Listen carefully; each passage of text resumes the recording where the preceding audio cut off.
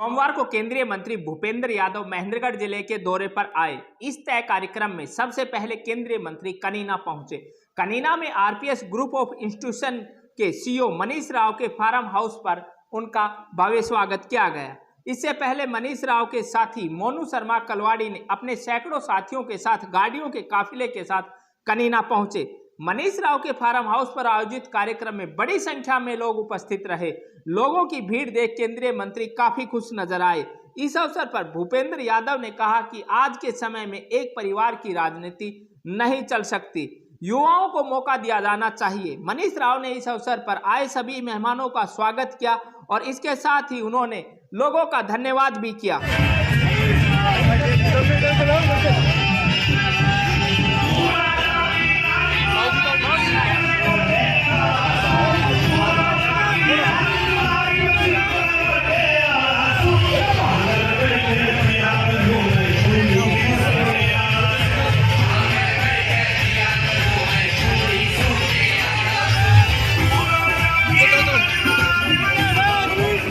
भूपेंद्र यादव जी जिंदाबाद।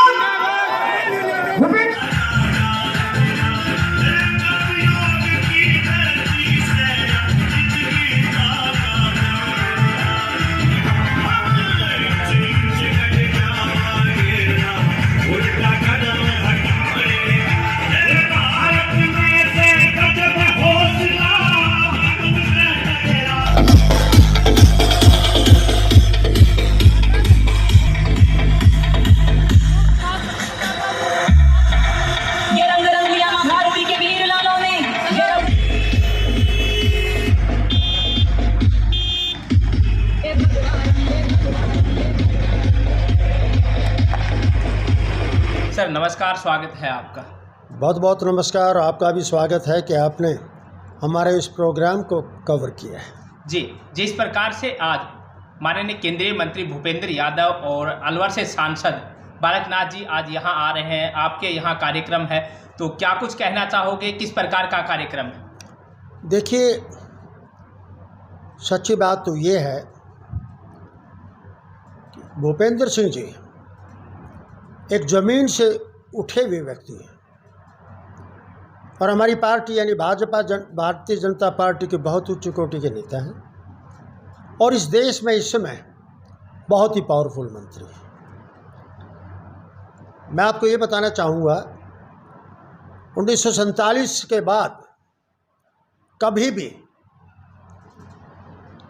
हमारे इलाके से, खासकर दक्षिणी हरियाणा से, ज़मीन से जुड़ा हुआ कोई नेता नहीं था और जब तक ज़मीन से जुड़ा हुआ नेता राजनीति में नहीं आएंगे, वो आम आदमी की तकलीफ को क्या जाने।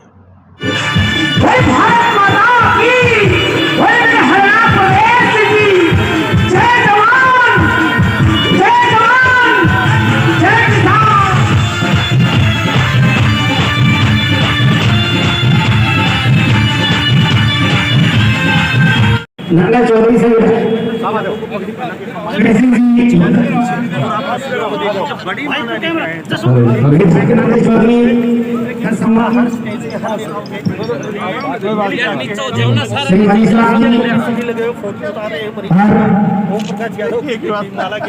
भाई मनीष ने बड़े प्रेम के साथ स्वागत किया है, तो एक बार ताली बजा करके जरा उनका भी अभिनंदन और हौसला अफजाई कर दीजिए। मन में भी ये भाव आया कि जिस इलाके से मेरा लगाव रहा, मेरे परिवार का संबंध रहा और ये पूरा इलाका जयपुर ग्रामीण, अलवर, झुंझुनू से लेकर अपना नारनौल, महेंद्रगढ़, रेवाड़ी और गुड़गांव, जिस प्रेम के साथ आपने मुझे अपनाया और प्रधानमंत्री नरेंद्र मोदी जी ने मुझे अपना आशीर्वाद दिया, मैं ज़्यादा से ज़्यादा अच्छे तरीके से इस इलाके की और आपकी सेवा करूँ। एक बात मैं जरूर कहना चाहता हूँ और मेरे मन में भाव भी रहता है, कोई भी एक आदमी, कोई भी एक व्यक्ति केवल सब जगह का नेता नहीं होता और बनना चाहिए भी। इसलिए नहीं बनना चाहिए कि हमने हिंदुस्तान में जो लोकतंत्र को लेकर के आए हैं, वो लोकतंत्र सबसे बड़ी बात इस बात को दर्शाता है कि हर नौजवान को, हर आदमी को, हर गांव के व्यक्ति को पूरी भागीदारी की इजाजत होनी चाहिए और नेता बनने के लिए पूरी ताकत के साथ उनकी मदद भी करनी। मैं हमेशा ये कहता हूं कि मैं भी एक सामान्य परिवार से निकलकर आज पार्टी और संगठन की सेवा करते हुए इस जगह पर मैं पहुंचा, तो मेरा ये मानना है कि भारतीय जनता पार्टी की जो कार्य पद्धति है, भारतीय जनता पार्टी की जो कार्य प्रणाली, कि भारतीय जनता पार्टी एक परिवार की पार्टी नहीं है, बल्कि पार्टी ही अपने आप में एक परिवार की तरह कार्य करती है। और इसलिए पार्टी में जब हम काम करते हैं तो सभी वर्गों को, सभी छत्तीस बिरादरियों को, सभी गांवों को, समाज के हर वर्ग को साथ लेकर चलने की ताकत भारतीय जनता पार्टी में है। इसलिए हमारे प्रधानमंत्री की नारा देते हैं, सबका साथ सबका, तो सबका विकास कार्य है समाज में सभी लोगों को आगे बढ़ने का। राजनीति में जनप्रतिनिधि बनना ये कोई एक व्यक्ति की विरासत नहीं होनी चाहिए। जो अच्छा हो उसको जनप्रतिनिधि बनकर आगे बढ़ाया जाए।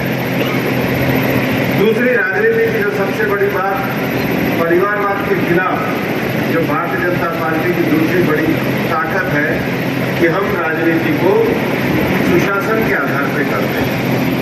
हम जानते हैं कि देश की बहुत सारी परियोजनाएं माननीय प्रधानमंत्री जी ने एक निश्चित समय में पूरी करी, चाहे उज्ज्वला योजना विषय हो, चाहे जनधन योजना का विषय हो, और चाहे किसान सम्मान निधि में खातों में राशि देने का विषय हो।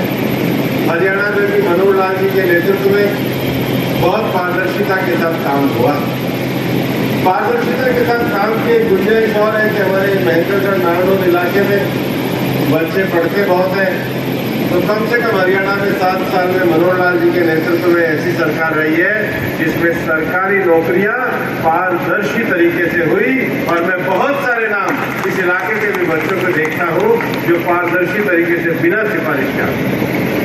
और महेंद्रगढ़ जिले को तो बहुत बधाई हो, अब तो सबसे ज्यादा IAS निकलने लगे तो महेंद्रगढ़ से निकलने लगे। ये आप लोगों की मेहनत की बात है।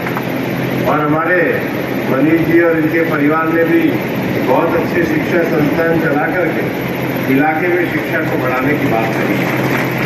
लेकिन मेरा एक बात पे और आप लोगों से गुजारिश रहेगी, जिस प्रकार का विषय आगे बढ़ रहा है, हमें अब सरकारी नौकरियों के साथ नौजवानों के मन में एक भावना और भी खड़ी करनी पड़ेगी।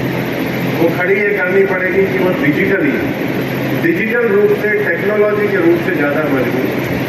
और भाई टेक्नोलॉजी का ही कमाल है कि हमारे स्वामी रामदेव जी ने कहाँ आप कल्पना कर सकते थे, महेंद्रगढ़ के गांव से निकलकर पूरी दुनिया में योगा को चमका दिया। और जो बड़े बड़े कॉरपोरेट लोग अपनी लिस्टिंग शेयर बाजार में कराया करते थे, महाराज जी ने कंपनी बना करके उसको भी लिस्टिंग करा दिया। ये मल्टीनेशनल बनने की जो शुरुआत है, ये जो तरक्की की जो शुरुआत है, ये इस बात को दर्शाती है कि एक छोटे से गांव से निकला हुआ व्यक्ति भी अपने संकल्प के साथ समाज में कितना आगे बढ़ सकता है। क्या ध्यान से सुनेंगे, ईमानदारी से ऊंचा कुल का भाल भर दिया, मतलब कुल का नाम कर दिया। एक कार्यकर्ता से लेकर केंद्रीय मंत्री तक का सफर, एक कार्यकर्ता से लेकर केंद्रीय मंत्री तक का सफर, और जमालपुर के शेर ने कमाल कर दिया। परम आदरणीय, परम पूजनीय श्री भूपेंद्र यादव जी, साथ में आए डॉक्टर अभय सिंह जी, हमारे MLA सीताराम जी। वैसे तो सर मैं बहुत ज्यादा बोलना चाह रहा था, लेकिन आपने समय की नजाकत को इस तरीके से बताया तो मैं फटाफट अपना काम करने जा रहा हूं। मंच पे बैठे सारे नेतागण और इलाके की सरदारी, पितातुल्य बुजुर्गों, नौजवान साथियों, मातृशक्ति, बाबा मोहनलाल की इस पावन पवित्र भूमि पर पहुंचने पर हम आप सबका हार्दिक अभिनंदन करते हैं। और आज जिस प्रकार से केंद्रीय मंत्री भूपेंद्र यादव यहाँ आए थे, तो क्या कुछ कार्यक्रम रखा है? सर, उनका स्वागत समारोह था भूपेंद्र यादव जी का। हमारे इलाके में आ रहे थे तो हमारा दायित्व बनता था कि भाई उनका हम स्वागत करें। उस स्वागत में पब्लिक का जोश आप लोगों ने देखा, किस तरीके से पब्लिक में जोश था। तो क्या आने वाले विधानसभा चुनावों के लिए मनीष रावत अपनी तरफ से दावेदारी पेश करेंगे भारतीय जनता पार्टी की तरफ से? देखिए, हम लोग तो समाज के सेवक हैं। अगर पार्टी चाहेगी तो हम उसके ऊपर ज़रूर जाना चाहेंगे। ये पार्टी को देखना है कि भाई किसको वो चुनती है, किसको टिकट देती है। पार्टी के दिशा निर्देशों पर ही हम चलने का काम करेंगे।